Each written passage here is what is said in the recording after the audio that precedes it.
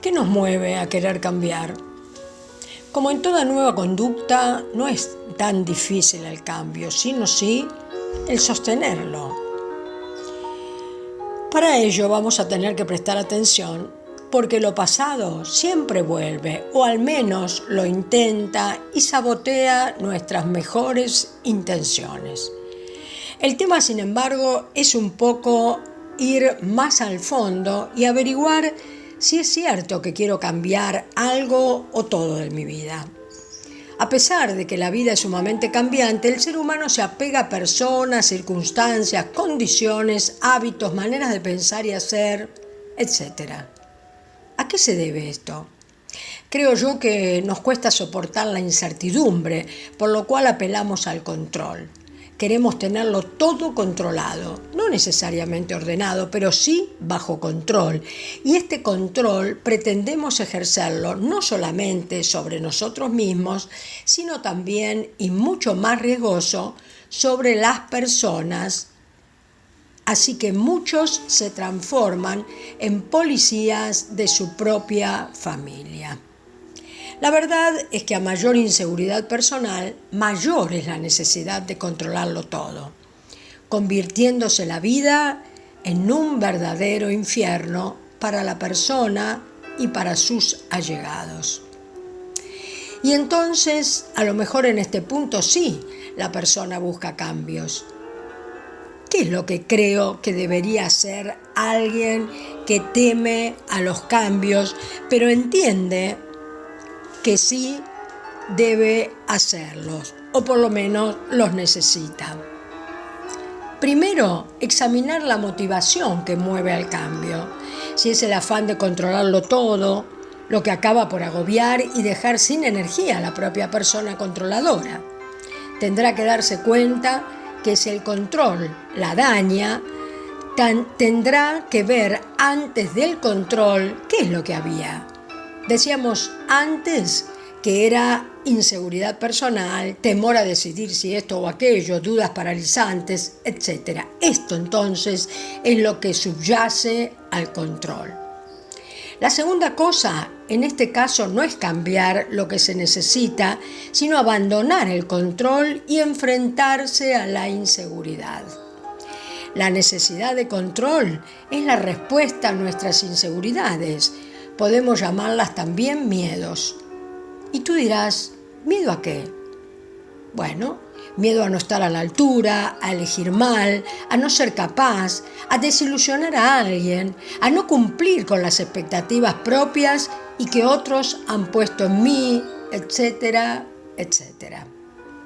Analizando lo que acabo de decir, ¿quién podría pensar en este momento que es libre?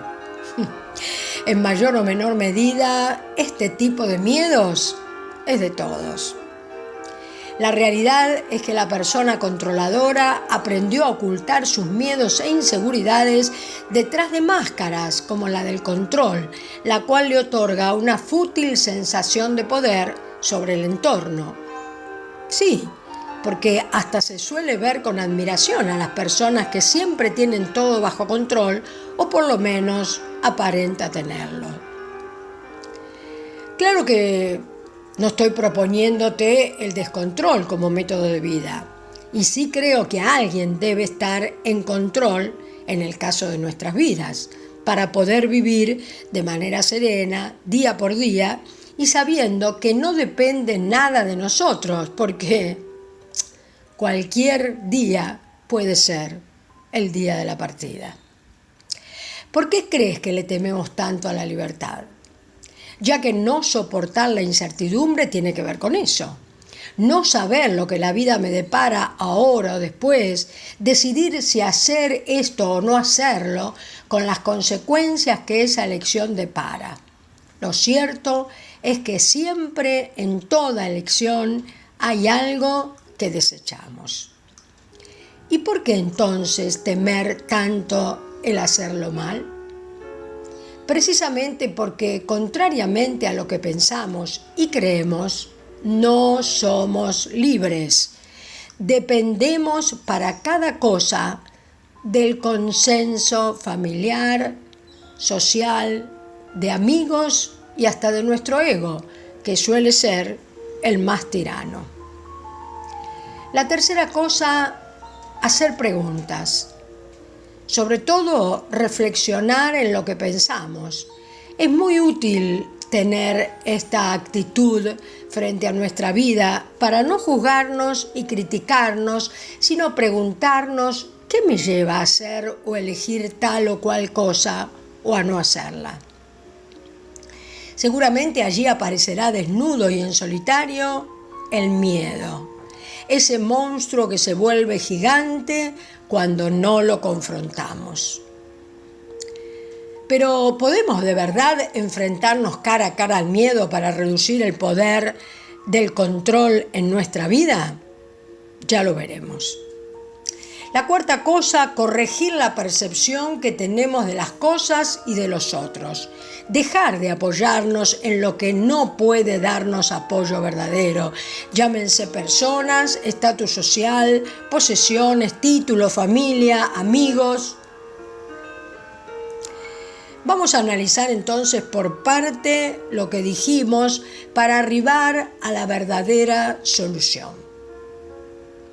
La primera cosa es que verdaderamente no nos gustan los cambios, y menos las personales, porque como decía, nos apegamos a cosas y personas, aunque después suframos. Escucha. Lucas 18:22 dice: al oír esto, Jesús añadió: todavía te falta una cosa. Vende todo lo que tienes y repártelo entre los pobres. Él nos invita a renunciar a todo. No es que si tú tienes muchas posesiones tienes que venderlas y llevar. No. Pero sí tienes que renunciar. Tienes que no apegarte a nada porque nada es nuestro. Él es el dueño de todo en realidad. Esta es la actitud.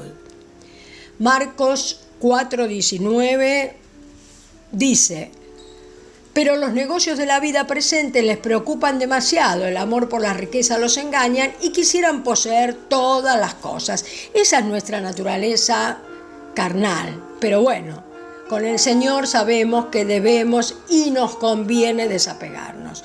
La única forma de liberarnos de los apegos es conocer el amor de Cristo que excede a todo conocimiento para ser llenos de toda su plenitud, dice Efesios 3:19.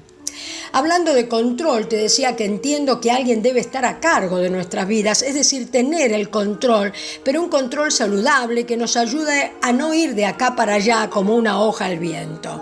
El Salmo 103:19 dice: el Señor ha colocado su trono en el cielo y desde allí su reino lo controla todo.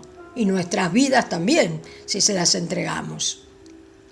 Job 12:20 dice: Él hace que los dignos de confianza queden sin saber qué decir y le quita el buen juicio a los ancianos. ¿Qué quiere decir esto?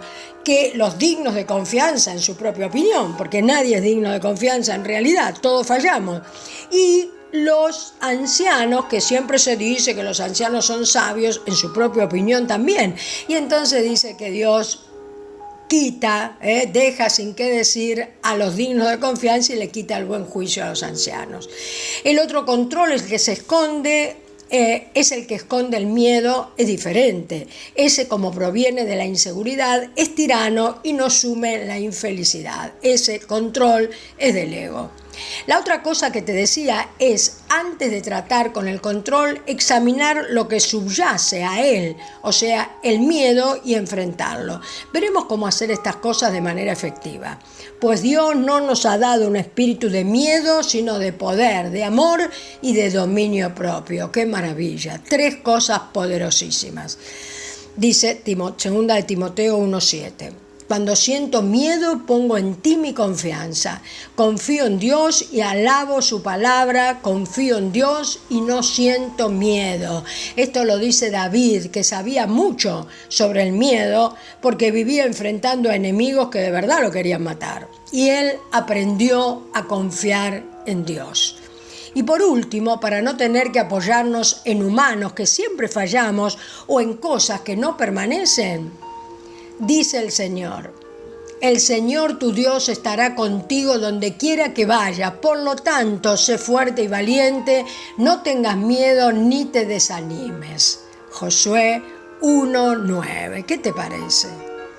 Entra a nuestro canal y sigue escuchando y comparte Caminos Más Altos. Y ahora también estamos en TikTok. TikTok, @Lizzy con C 0777.